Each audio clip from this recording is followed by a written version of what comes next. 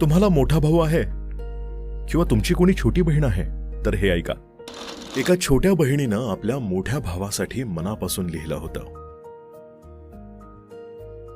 माझा दादा ना, तो खूप वेगळाच आहे. त्याच्याकडे जणू एखादी जादूच आहे.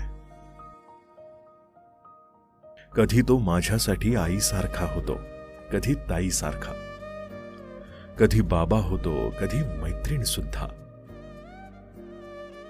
माझं प्रत्येक रूप समजून घेणारा माझा दादा.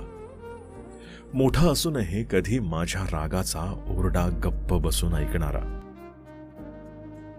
माझ्या लहान सहान हट्टांवर हसून हो ग म्हणणारा. कोणतीही गोष्ट करायची म्हटली की दादा जवळ असला ना,